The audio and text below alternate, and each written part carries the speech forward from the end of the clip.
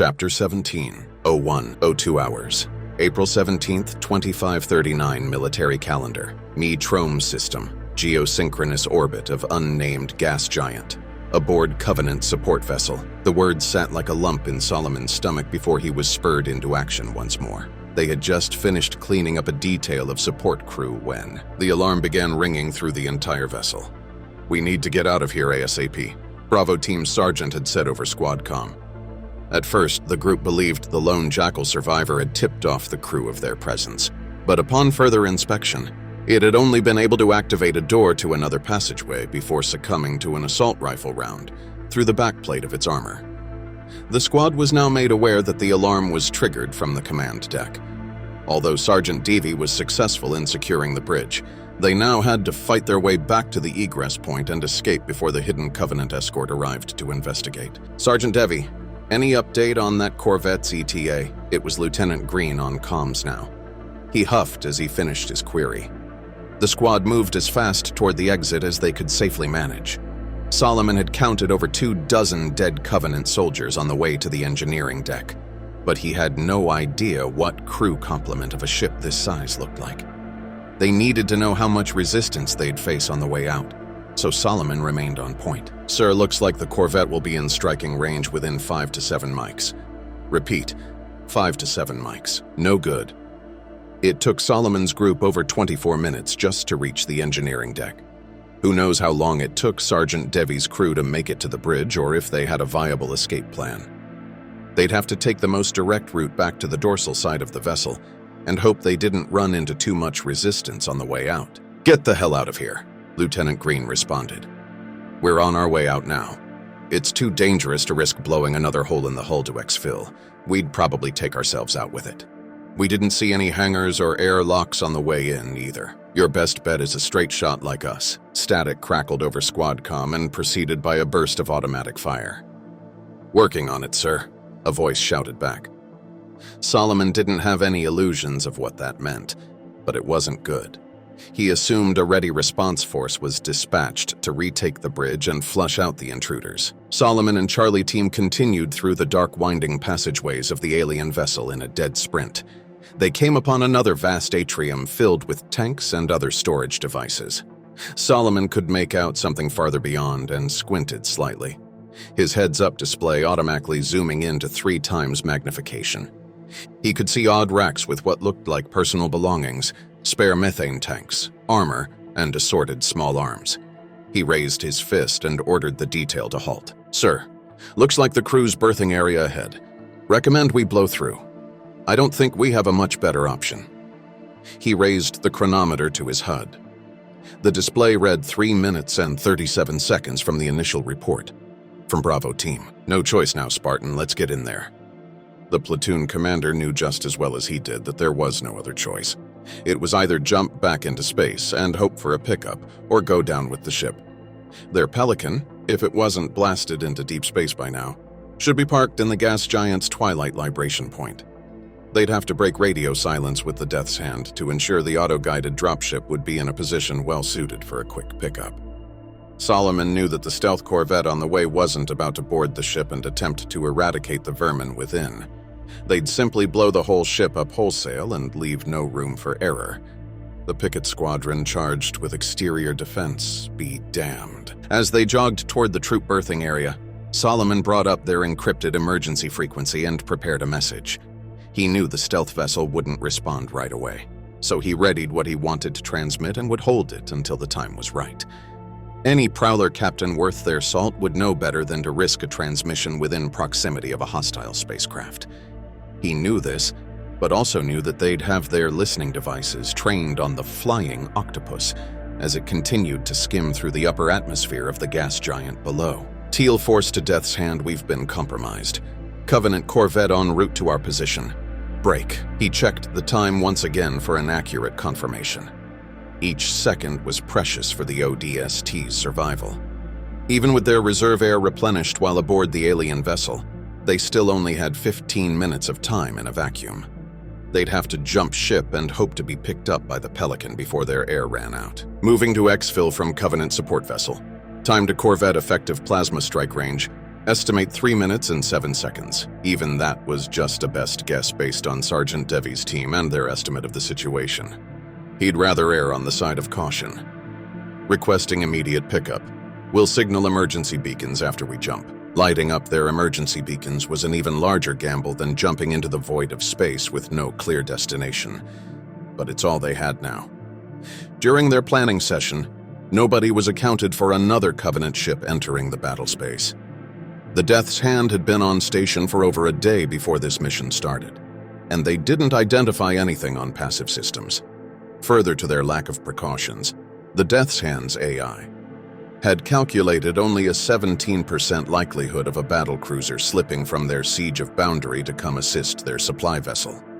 That made sense, as even for a Covenant craft, it would take several minutes to make the few billion-kilometer slip from the human colony to the remote gas giant. In war, especially shipborne raids, every minute could be an eternity. Solomon guessed the AI took this into account and dismissed the Covenant, considering any rescue attempt as foolhardy. Charlie team approached the entrance to the crew quarters, and an eerie calm filled the cabin. No response from the Prowler, nor were there noises from inside the atrium. Only the persistent wailing alarm and faint strobing lights gave any indication that there was a problem aboard. Solomon stacked on the door and looked to the rear to ensure his team was ready. Lieutenant Green and Charlie team's leader gave a tense nod.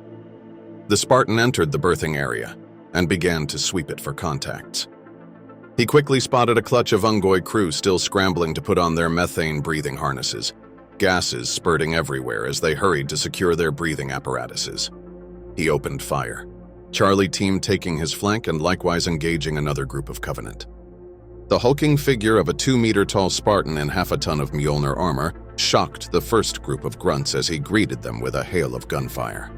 Solomon broke off from the group and assaulted forward, mowing down several of the diminutive creatures in his initial salvo.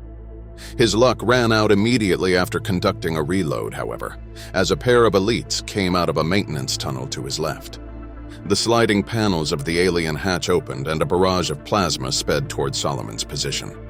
Solomon dove to the side, narrowly dodging a flurry of superheated plasma from both the elite warriors and another organized group of grunts.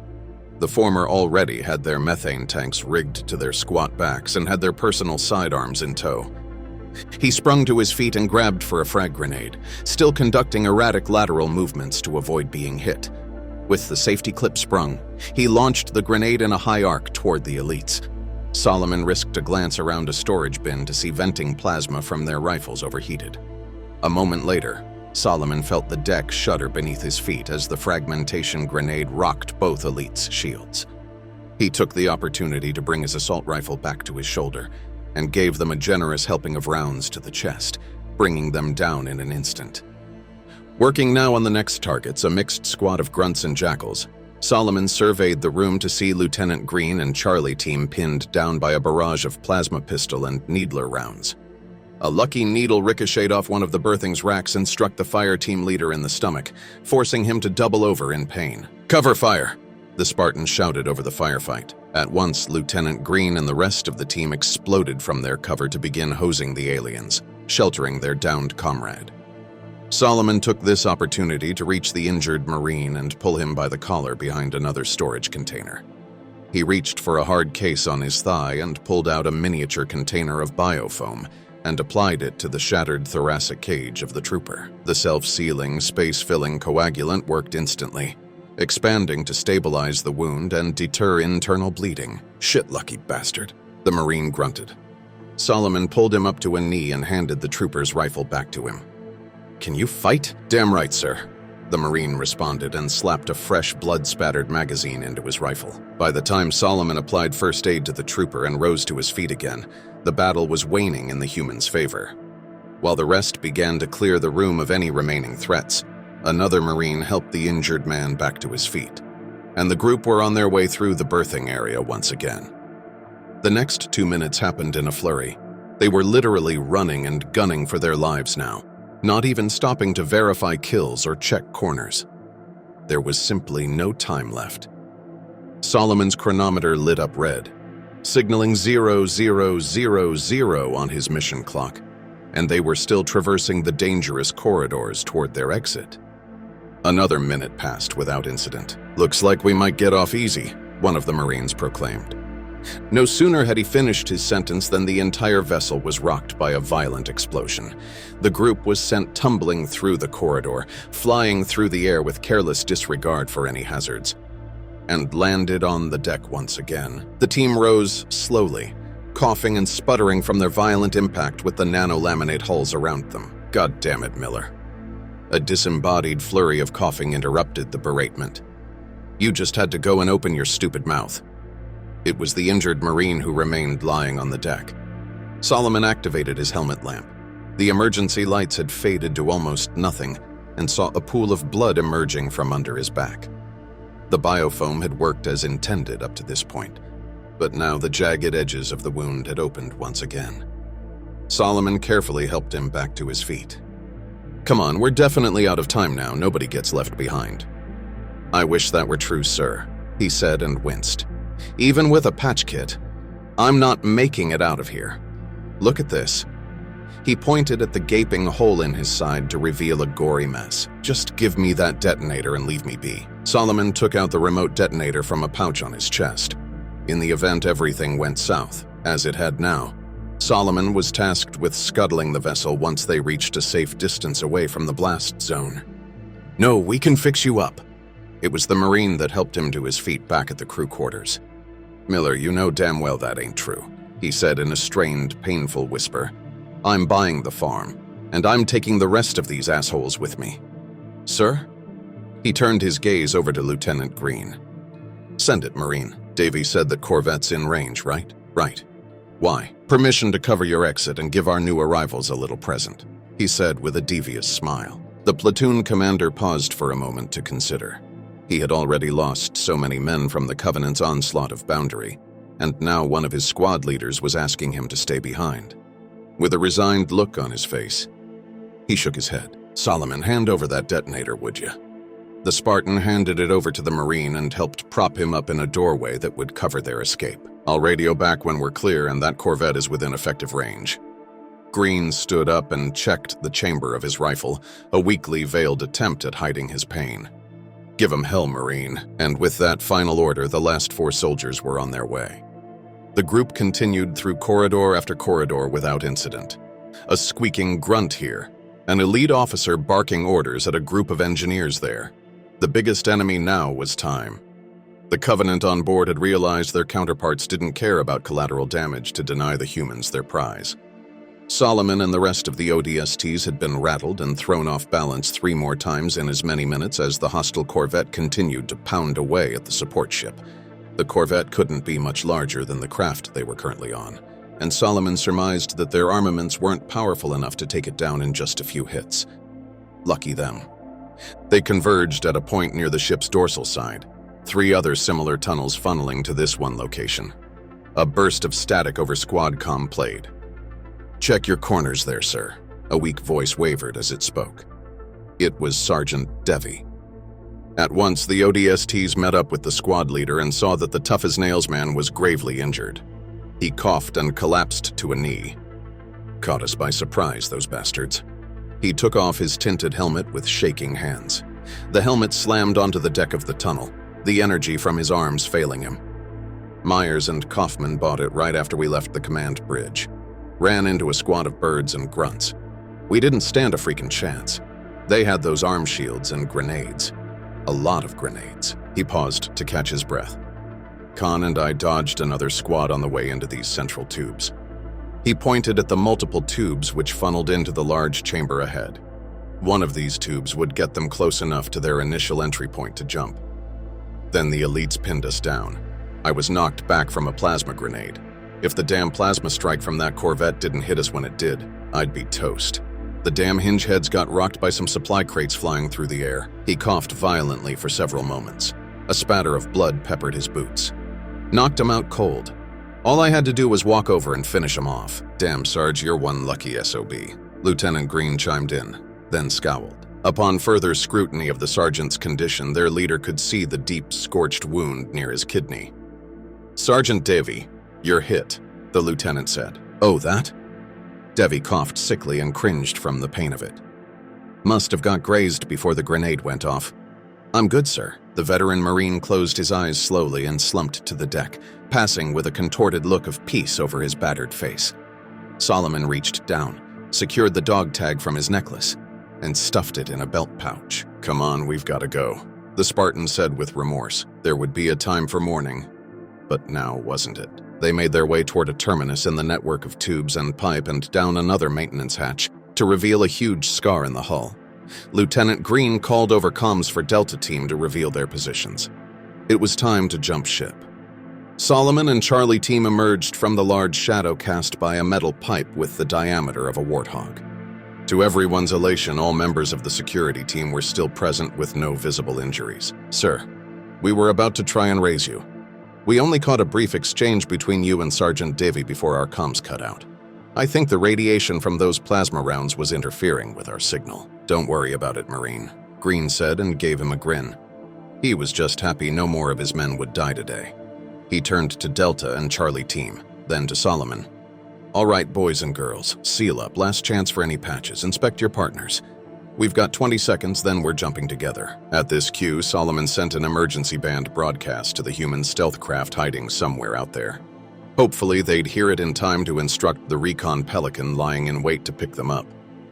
Otherwise, they'd all be consumed by the dark vacuum of space and fade into a cold, slow nap. Dying of asphyxiation was kind like that. If your suit heater didn't go out first, you'd feel a blanket of calm serenity followed by a comfortable nap upon which one would never wake up. Thumbs up across the board. Tight seals, suit atmosphere enabled, and gear secured.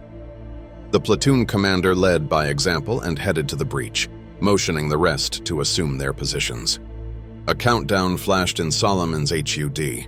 He had his onboard computer synchronize the time to jump for the Marines. At 0000, everyone pushed off the deck, assisted by their micro-thrusters, and began to float away from the station. They drifted, some of them slightly off course, and Solomon was proud to see how disciplined these warriors were. The Marines stayed calm on the radio, everyone huffing for air at the stress of the maneuver. Even the off-course troopers stayed neutral. Slight puffs in the distance signaled their course corrections. Solomon and the last few ODSTs drifted in a silent ballet, the backdrop of space producing an optical illusion from the strobes of debris and radiation emanating from their one chance at capturing a Covenant ship intact. He tucked in his right arm, the momentum spinning him around in a lazy barrel roll so he could keep an eye on the stealth corvette pummeling the cigar-shaped vessel, now aflame in a dozen locations. A few of the troopers were still within visual range, their locations highlighted by the contrast of the explosion behind them. Without warning, he began to see several dark objects streaking past him and the Marines. Debris was flung at the humans with no regard for vector or speed. The Spartan looked on in dismay to see one of the Delta Team Marines disappear behind a chunk of the flying octopus's hull. His emergency beacon winked off from Solomon's roster display. He refocused and looked forward again. No reason to turn back now. He prepped the emergency message again and shot it out on the UNSCE band. With their emergency beacons activated, the Pelican might stand a chance to pick them up in time. The silver lining of the supply ship's explosion was that it would be impossible for the stealth corvette to track them. Even if their active radar systems were better than humanity's, it would be near impossible to identify the humans' radar signature and fire upon them. Several minutes passed in silence, only broken by the occasional cough or expletive. The ODSTs were down to just 1 minute and 23 seconds of air reserves. Solomon gave it to Lieutenant Green. He trained his men well. Even with their imminent demise, they remained vigil. He blinked away the last precious moment of the Marines' lives, hopeful that the Pelican would just honk its horn and pick them up as if on a field trip from school. No such luck came. 2 minutes ticked off the mission counter. Solomon cross-referenced the mission counter with the projected oxygen levels of the Helljumpers. They had begun to breathe increasingly toxic, unrecycled air for over 30 seconds now, as if by command. A faint, dim red light flashed into existence a few kilometers distant and in line with Solomon's trajectory away from the gas giant.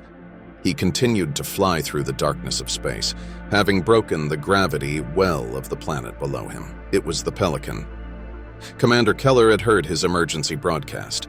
He heard a faint cough over the encrypted squad comm frequency, indicating that at least one of the Marines had air pumping through their lungs still.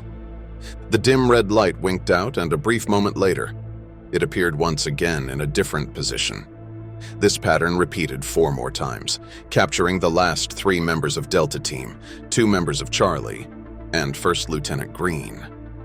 Solomon was last to be picked up for the obvious reason that his air reserves were much more robust. He still had well over 30 minutes without risk of asphyxiation. He floated into the troop bay and surveyed the room. Lieutenant Green and another Marine were hovering over a body on the floor, his helmet off and lips blue. He must have been one of the last Marines on board. Another body lay parallel to it in similar condition. The Spartan shook his head and moved toward the cockpit, choosing his steps carefully to not disturb the troopers.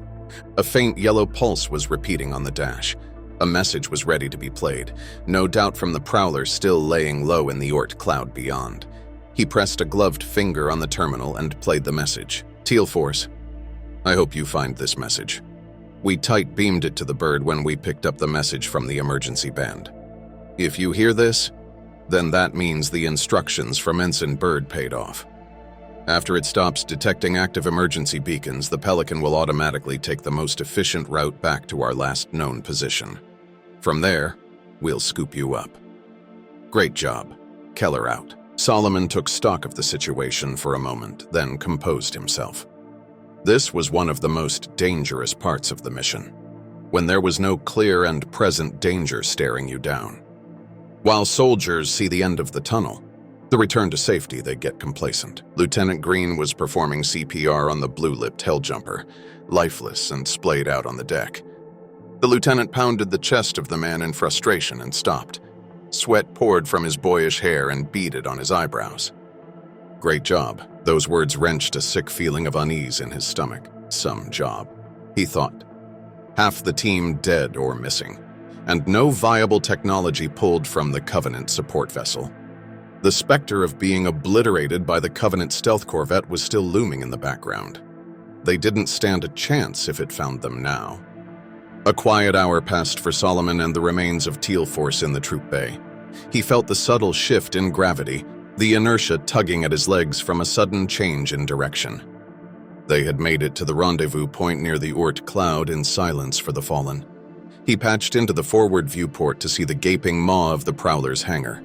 He breathed a sigh of relief and watched as the Pelican docked with the Death's Hand for the last time.